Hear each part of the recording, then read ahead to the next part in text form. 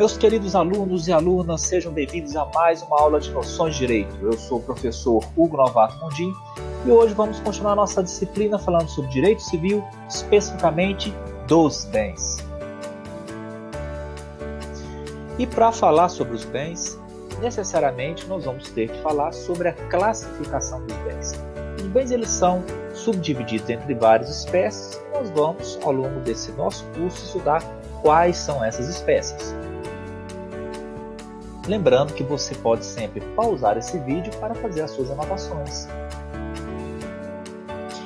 E a primeira grande classificação dos bens são os bens corpóreos e incorpóreos. Os bens corpóreos também são conhecidos como os bens materiais ou bens concretos, e os bens incorpóreos também são conhecidos como os bens imateriais ou bens abstratos. Os bens corpóreos são aqueles que possuem corpo, são aqueles que têm matéria, eles são concretos e você consegue visualizá-los. Por exemplo, uma mesa, ou um prédio, ou um computador. O estabelecimento de uma empresa, por exemplo, é um bem corpóreo e, como tal, tem valor e pode ser negociado. Já os bens incorpóreos, eles não necessariamente possuem uma matéria, mas não quer dizer que não possuem valor. São exemplos um nome comercial, ou uma marca, ou logotipo. Aliás, às vezes os bens incorpóreos possuem um valor muito maior que os bens corpóreos. Vamos ver exemplos? Quem não conhece alguma dessas marcas aí? Vamos pegar como exemplo a Coca-Cola. Dizem que se todas as garrafinhas, todos os caminhões, todas as fábricas imobiliárias da Coca-Cola desaparecessem do mapa, só o nome Coca-Cola vale muito mais do que todos os seus bens corpóreos. E uma outra grande classificação que não poderia escapar aos nossos olhos é a subdivisão em bens móveis, imóveis e semoventes. Os bens móveis e imóveis, aposto que você já tem uma noção do que significa, mas semoventes, o que vai ser isso? Vamos ver? Vamos começar falando sobre os bens móveis. São aqueles susceptíveis de movimento sem perda da sua substância. Por exemplo, o seu notebook, ou a sua TV, ou seu celular, uma cadeira, o seu veículo, ou mesmo uma mesa. E a transmissão de um bem imóvel se dá pela tradição. A tradição é a simples entrega do bem. Eu deixo de responsabilizar por aquele bem a partir do momento que eu faço a entrega desse bem. Enquanto ele está na minha posse, a responsabilidade é minha. E isso é importante, principalmente no que tange a direitos dos consumidores. Você comprou um bem e durante o transporte de responsabilidade da loja, durante o transporte ocorre qualquer dano a esse bem, a loja quem vai se responsabilizar pela substituição do produto. Ela não pode se eximir e jogar isso para o consumidor. Ou seja, a loja, o fornecedor, vai ter que se virar com a transportadora, porque a entrega ainda não tinha sido efetivada. Seria diferente se o próprio consumidor retirasse o produto, o bem da loja. A responsabilidade passa a ser do consumidor. Já os bens imóveis, você não consegue movimentá-los sem perda da sua substância. É o caso do prédio de uma empresa, do galpão de uma empresa, ou de uma residência, poderia ser de uma fazenda, de um lote. Não há como movimentar sem perda da substância. Já quanto aos bens imóveis, não há como entregar assim como a gente faz com os bens móveis. Então a forma de transmissão de um bem imóvel é através da transcrição.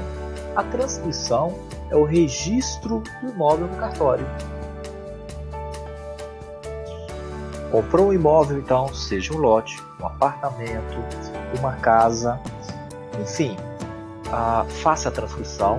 Faça um registro dessa transferência junto ao cartório e aí entra outras searas que interessam ao direito tributário, vai ter que pagar o ITBI.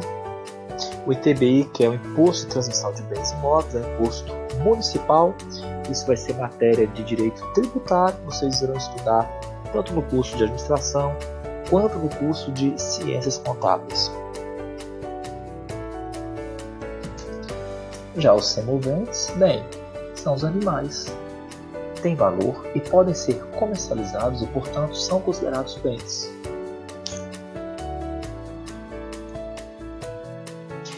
E dando sequência a esse nosso bate-papo sobre as classificações de bens, agora vamos falar sobre os bens principais e os bens acessórios.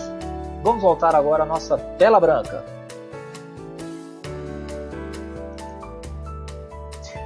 Bom, os bens principais existem per si, independente da existência de outro, por exemplo, uma árvore.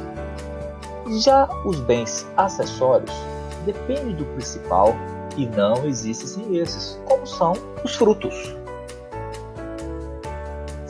Eu dei um exemplo bem infantil para a gente entender a diferença entre principais e acessórios.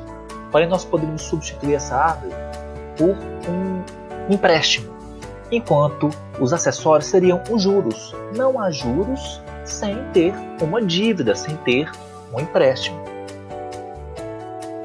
E como o conhecimento é garantia de retorno, inclusive financeiro, nós já tivemos processos em que a gente conseguiu decotar uma cobrança de juros de um cliente simplesmente porque ele não tinha dívida nenhuma. Então a instituição bancária que fez a cobrança dos juros de nosso cliente errou. Até porque ele nunca foi correntista da instituição bancária, muito menos fez algum empréstimo naquele banco. Não há acessório sem principal. Lembrando que você pode sempre pausar este vídeo para fazer as suas anotações. É muito importante não só o visual, não só a audição, mas também que você escreva o que está aprendendo. É uma forma de fixação e registro do conhecimento. Vamos falar sobre mais uma classificação de bens.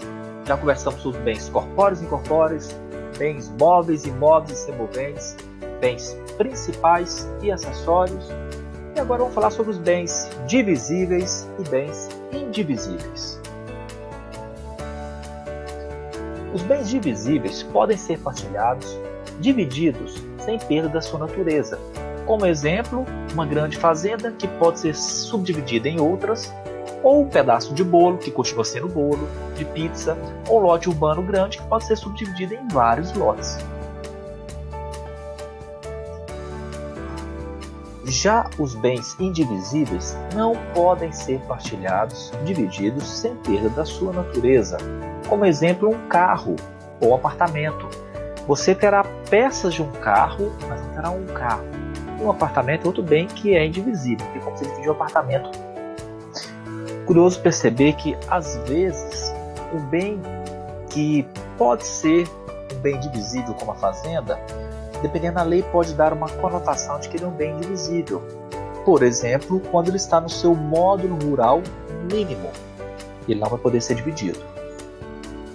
No mesmo sentido é o bolo. Se for um bolo de aniversário, dificilmente uma padaria vai te vender ele pelos pedaços. Você vai ter que comprar o bolo inteiro. Nessa situação, o bolo se tornou um bem indivisível. A mesma coisa com o lote que já está na sua metragem mínima.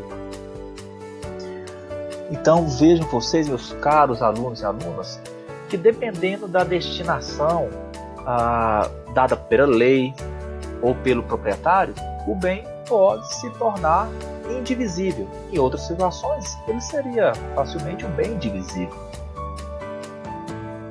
Essa web aula ela encerra por aqui, mas o nosso bate-papo continua. Nós vamos passar para a etapa 2, continuando a falar sobre classificação de bens.